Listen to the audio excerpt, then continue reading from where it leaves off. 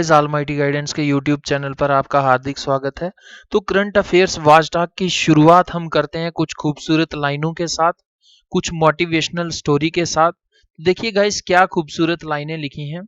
The struggle you are in today is developing the strength you need for tomorrow. तो guys, हर एक इंसान, चाहे वो एक चींटी है, चाहे इंसान है, चाहे वो कोई भी एक लिविंग ह्यूमन बीइंग है, तो वो क्या कर रहा है कि वो अपने कल को सुधारने के लिए आज अनथक प्रयास कर रहा है, अनथक मेहनत कर रहा है। यानी अगर आप किसी भी एग्जाम की तैयारी कर रहे हैं, तो आप क्यों तैयारी कर रहे हैं कि आप ये जो रोजमर्रा की लाइफ है इसको और बेहतर ढंग से आने वाले समय में जिए, आने वाले समय आपके लिए जो है सूर्य की तरह चमकता हो। तो गाइस, ये सारा करने के लिए आपको क्या करना है कि आपको जो आज काम करना है उसको अभी करना है, और अभी से उसको बहुत बढ़िया तरीके से करना है, और अभी से स्टार्ट करना है, और तब तक नहीं रुकना है जब तक आपका मिशन जो है वो पूरा नहीं हो जाता। यानी आज जिस प्रकार की आप स्ट्रगल कर रहे हैं, कल आने वाले समय में आपकी अलग अलग रिक्वायरमेंट्स होंगी। तो उन रिक्वायरमेंट्स को अच्छे भली भांति तरीके से फुलफिल करने के लिए जो आपको स्ट्रेंथ चाहिए, वो आपको स्ट्रेंथ आज की स्ट्रगल ही प्रोवाइड करेगी। तो गाइस, देखते हैं आज की class.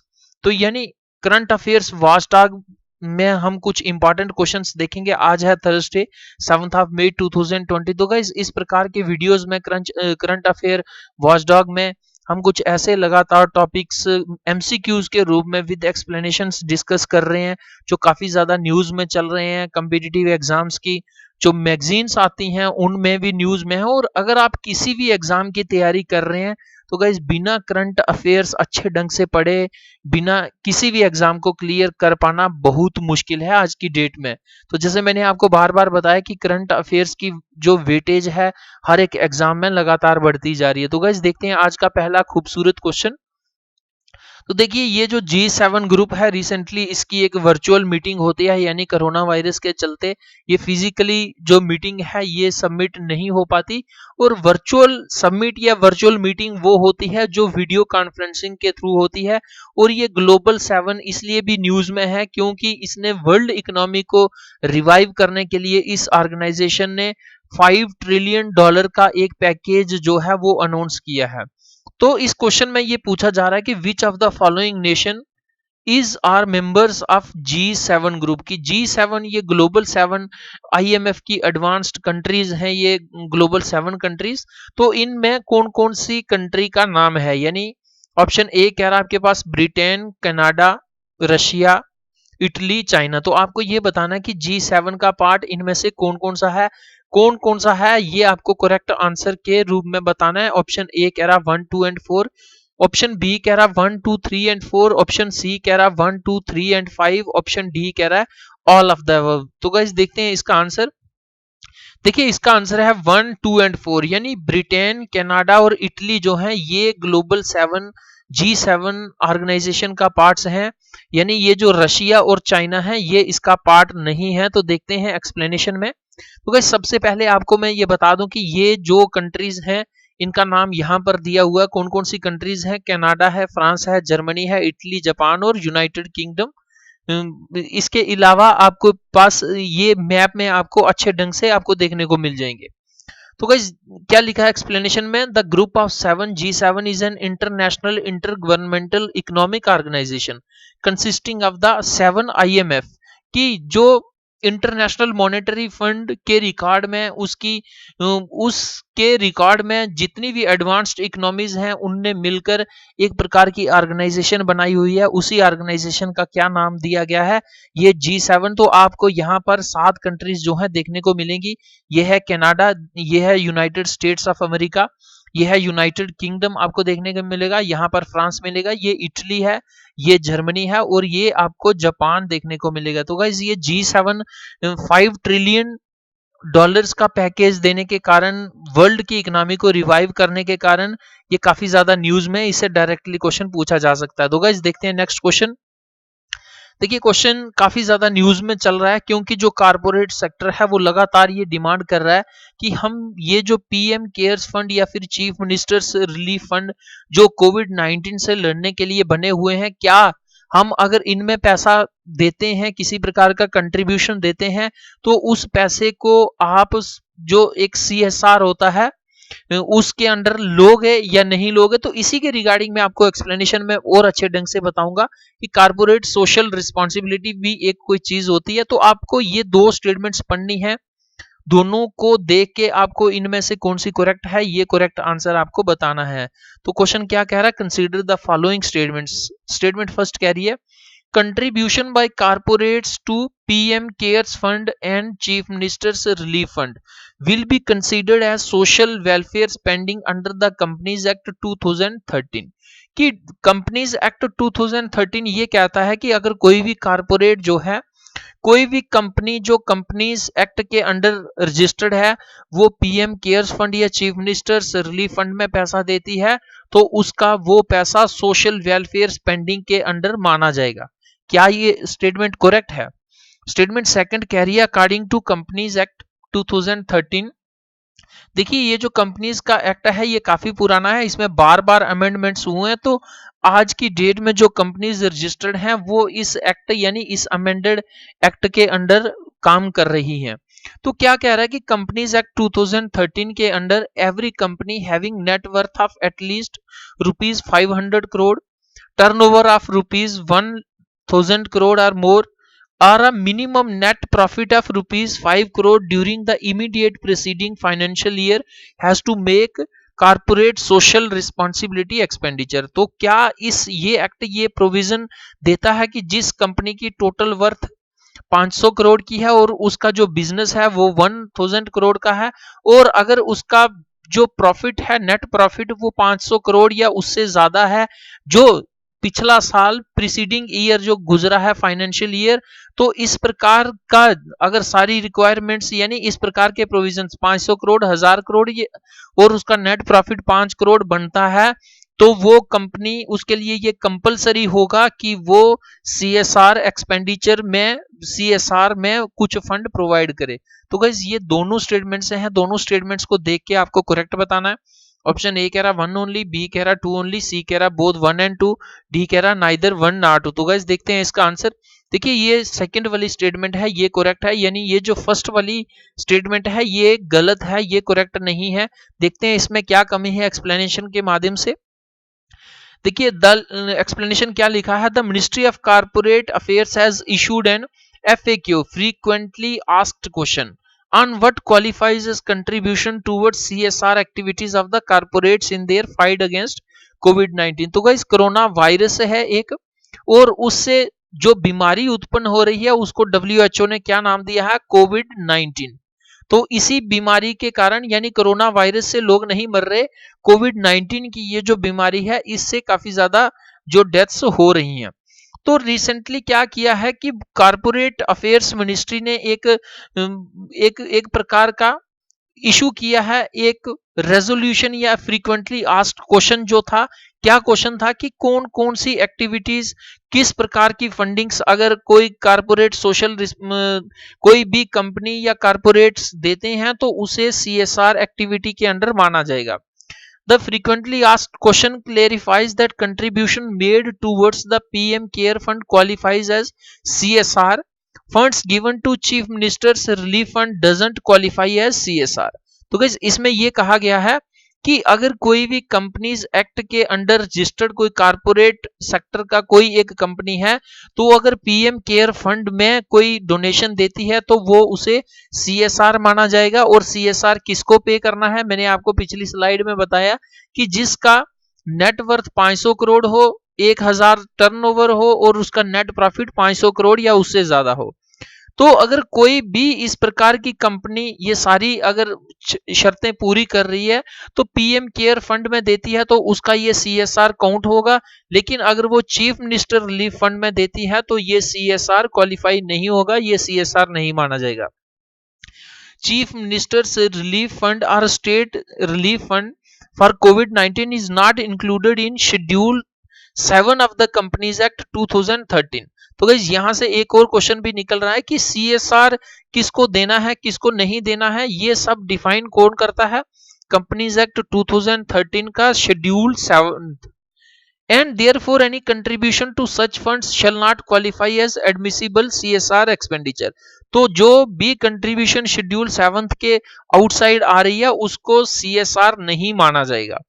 Among other expenditures that are considered as CSR include contributions made to the state disaster management authority to fight against COVID-19, spending on COVID-19 related activities like preventive health care and sanitation, and any ex gratia paid to temporary casual workers over and above their daily wages. तो guys किसको CSR corporate social responsibility माना जाएगा इस companies act के तहत कि अगर कोई स्टेट डिजास्टर मैनेजमेंट अथॉरिटी को फंडिंग करती है कोई कंपनी, कोई कारपोरेट सेक्टर का कुछ भी कारपोरेटर अगर फंडिंग करता है किसको, स्टेट डिजास्टर मैनेजमेंट अथॉरिटी को, और वो पैसा कोविड-19 को फाइट करने के लिए लगना चाहिए या कोई प्रिवेंटिव हेल्थ केयर के लिए, या उसके पास जो मुलाजिम्स हैं उनकी जो वेजेस हैं उससे एक्स्ट्रा वेजेस उनको पे करता है, तो इस प्रकार की एक्टिविटीज को सीएसआर के अंदर इंक्लूड किया जा सकता है। तो गाइस ये काफी ज्यादा न्यूज में चल रहा है कि सीएसआर कारपोरेट सोशल रिस्पांसिबिलिटी क्या होता है, ये पीएम केयर फंड क्या है। गाइस इस प्रकार के क्वेश्चंस आपको डायरेक्ट एग्जाम में देखने को मिलेंगे। देखते हैं नेक्स्ट क्वेश्चन। देखिए क्वेश्चन काफी ज्यादा इंपॉर्टेंट है क्योंकि मैंने आपको बार बार कहा कि environment and ecology climate change से हर question examination point of view से इंपॉर्टेंट है। तो यहां पर हमारे पास अलग अलग स्टेटमेंट्स हैं किसके रिगार्डिंग, बायोडाइवर्सिटी हेरिटेज साइट्स। तो क्या कह रहा है question, consider the following statements about biodiversity heritage sites. इनके रिगार्डिंग हमारे पास तीन स्टेटमेंट्स हैं, तीनों स्टेटमेंट्स को देख के हमें क्या करना है कि हमें करेक्ट आंसर बताना है। ऑप्शन ए स्टेटमेंट फर्स्ट कह रही है biodiversity heritage sites are declared as per the provisions of biological diversity act 2002 कि किसी भी बायोडाइवर्सिटी रिच एरिया को बायोडाइवर्सिटी हेरिटेज साइट्स अगर डिक्लेयर करना है तो उसके लिए कौन से प्रोविजंस अप्लाई होंगे, बायोडाइवर्सिटी एक्ट 2002 के प्रोविजन। क्या ये स्टेटमेंट करेक्ट है। सेकंड स्टेटमेंट कह रही है areas with high endemism. Endemism guys वो चीज होती है कि किसी एक पर्टिकुलर चीज एरिया पे ही कोई स्पेशल स्पीसीज जो है पर्टिकुलर स्पीसीज मिलते हैं, यानी वर्ल्ड के अलग अलग जो प्रोटेक्टेड एरियाज हैं हर जगह पे आपको इस प्रकार की स्पीसीज नहीं देखने को मिलेंगी। तो क्या कह रहा है कि कुछ ऐसे एरियाज जिनमें पर्टिकुलर स्पीसीज जो है उसी एरिया में पाई जाएं and presence of keystone species can be declared as biodiversity heritage sites. तो ऐसे एरिया को जहां पर कुछ चुनिंदा स्पीसीज हैं या वहां पर कुछ इंपॉर्टेंट की स्टोन स्पीसीज हैं जो फूड चेन और फूड वेब में जिनका मोस्ट इंपॉर्टेंट रोल है, अगर ये दोनों प्रकार की स्पीसीज किसी एरिया में मिलती हैं तो उस एरिया को भी बायोडाइवर्सिटी हेरिटेज साइट्स क्या डिक्लेयर किया जा सकता है। ये आपसे क्या वाली स्टेटमेंट्स पूछ रहा है, यानी आपको ये स्टेटमेंट्स देख के करेक्ट आंसर आपको यहां बताना है।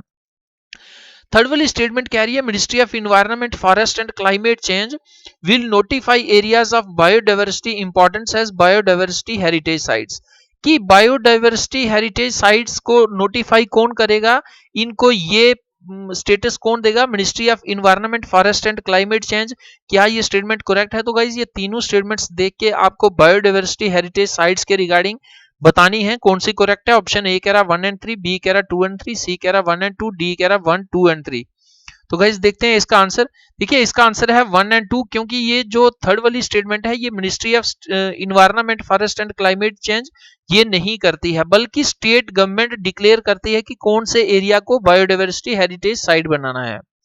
Biodiversity heritage sites are well defined areas that are unique ecologically fragile ecosystems terrestrial coastal and inland waters. तो गाइस क्या कह रहा है कि बायोडाइवर्सिटी हेरिटेज साइट्स वो एरियाज होते हैं जिनका इकोसिस्टम काफी नाजुक होता है, फ्रेजाइल होता है, चाहे वो लैंड के ऊपर है, चाहे कोस्टल एरियाज तटीय क्षेत्रों के पास है या फिर किसी इनलैंड वाटर्स के अंदर है। यानी लैंड के अंदर अगर जैसे गंगा, यमुना, चिनाब, झेलम बड़ी बड़ी नदियां जो जाती हैं तो इस प्रकार के बड़े बड़े नदियों में भी अगर कोई इनलैंड वाटर्स में भी कोई स्पेशल स्पीशीज हैं या बायोडाइवर्सिटी है तो उनको भी डिफाइंड किया जा सकता है, उनको भी डिक्लेयर किया जा सकता है बायोडाइवर्सिटी हेरिटेज साइट्स।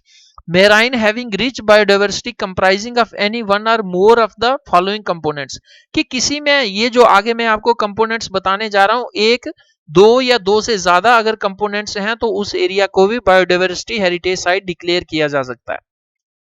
अब क्या क्या कंपोनेंट्स हैं, जैसे richness of wild as well as domesticated species, कि वहां पर स्पीसीज की रिचनेस होनी चाहिए, काफी संख्या में होनी चाहिए। यार इंट्रा स्पेसिफिक कैटेगरीज, अलग अलग प्रकार की जो है इंट्रा स्पेसिफिक, यानी अगर मैं यहाँ पर एक कौ की बात करूं, एक गाय, तो गाय जो है हजारों टाइप्स की हैं। इस प्रकार की अगर वेरिएबिलिटी है, डिफरेंसेस हैं एक ही स्पीसीज के अंदर, तो इस प्रकार की स्पीसीज जो हैं जिस एरिया में रहती हैं उस एरिया को बायोडाइवर्सिटी हेरिटेज साइट डिक्लेयर किया जा सकता है। जैसे हाई एंडीमिज्म, कि उस एरिया पर काफी ज्यादा ऐसी स्पीसीज मिले जो वर्ल्ड में और कहीं पर ना मिले, इसे क्या कहते हैं, एक पर्टिकुलर जगह पर किसी स्पीसीज का मिलना, उसे कहते हैं endemism. Presence of rare and threatened species, keystone species, past preeminence of biological components represented by fossil beds and having significant cultural, ethical or aesthetic values and are important for the maintenance of cultural diversity with or without a long history of human association with them. तो guys कहने का तात्पर्य यही है कि कोई important species, चाहे उसका कल्चरल इंपॉर्टेंस है, चाहे उसका बायोलॉजिकल इंपॉर्टेंस है, चाहे उसका इन्वायरमेंटल इंपॉर्टेंस है, या वो एंडेमिक है, तो इस प्रकार की अगर स्पेसिफिकेशन वाली स्पीसीज जो है किसी पर्टिकुलर एरिया में मिलती हैं तो उस एरिया को बायोडाइवर्सिटी हेरिटेज साइट डिक्लेयर किया जा सकता है। अब इसको डिक्लेयर कौन करता है, under the section 37 of biological diversity act 2002। तो गाइस अगर आप इस प्रकार से, जैसे फॉरेस्ट गार्ड का एग्जाम हो गया, जैसे फॉरेस्टर का हो गया, रेंजर का हो गया, या फॉरेस्ट सर्विसेज की अगर आप तैयारी कर रहे हैं, तो ये डायरेक्ट क्वेश्चन आपसे सेक्शन और एक्ट का पूछा जा सकता है। तो ये बायोलॉजिकल डाइवर्सिटी एक्ट 2002 की सेक्शन 37 ये कहती है कि जो स्टेट गवर्नमेंट होती है वो लोकल बॉडीज के साथ, जैसे कोई एनजीओ हो गई, जैसे बहुत सारी एनजीओ होती हैं लोकल एरियाज में भी जो इन्वायरमेंट और क्लाइमेट के लिए काम करती हैं, तो उनके साथ मिलकर स्टेट गवर्नमेंट किसी भी एरिया को नोटिफाई कर सकती है ऑफिशियल गजेट में कि ये बायोडाइवर्सिटी हेरिटेज साइट है। तो गाइस काफी ज्यादा इंपॉर्टेंट क्वेश्चन है, आपको एग्जाम के लिए अच्छे ढंग से तैयार करना है। तो देखते हैं नेक्स्ट क्वेश्चन। देखिए क्वेश्चन पूछ रहा है Dudhwa tiger reserve. Dudhwa tiger reserve, यहां पर मैंने रिजर्व का क्वेश्चन लिया हुआ है, इसमें दुधवा नेशनल पार्क भी है, वाइल्ड लाइफ सेंचुरी भी है। मैं आपको एक्सप्लेनेशन में सब बताऊंगा कि किन किन को मिलाकर ये दुधवा टाइगर रिजर्व बना हुआ है। तो आपसे ये पूछा जा रहा है कि Dudhwa tiger reserve is located in which state और यूटी ऑफ इंडिया, कि ये दुधवा टाइगर रिजर्व जो है भारत के कौन से राज्य या केंद्र शासित प्रदेश में है। ऑप्शन ए कह रहा है बिहार, उत्तर प्रदेश, मध्य प्रदेश, जम्मू एंड कश्मीर। तो गाइस देखते हैं इसका आंसर। देखिए ये आपको मिलेगा कहां, उत्तर प्रदेश में।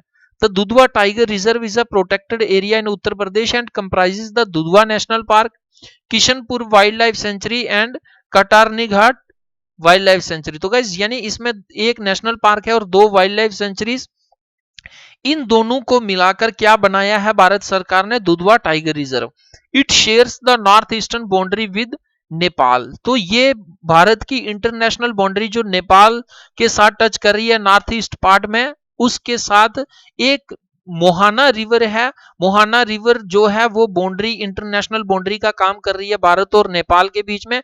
और ये मोहाना रिवर से यानी साउथ वाली साइड इंडिया की तरफ जो है ये आपको दुधवा टाइगर रिजर्व देखने को मिलेगा।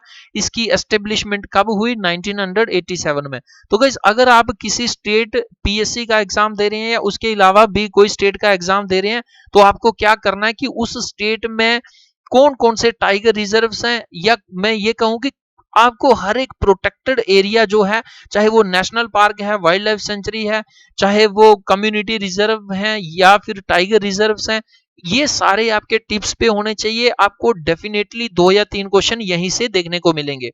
तो गाइज आपको ये वीडियो कैसी लगी आप जरूर कमेंट बॉक्स में कमेंट करके बताएं। अच्छी लगती है तो गुड लिख सकते हैं, आपको नहीं अच्छी लगती तो आप डिसलाइक करिए, और डिसलाइक क्यों किया है इसका रीजन भी दीजिए ताकि मैं और भी इंप्रूवमेंट जो है कर सकूं।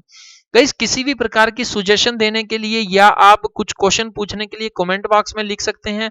almightyguidance@gmail.com इस पर मेल कर सकते हैं, इस व्हाट्सएप नंबर की हेल्प ले सकते हैं। गाइस फेसबुक पर भी आप हमारे साथ कनेक्ट हो सकते हैं, काफी ज्यादा इंफॉर्मेशन जो है यहाँ पर भी शेयर की जाती है।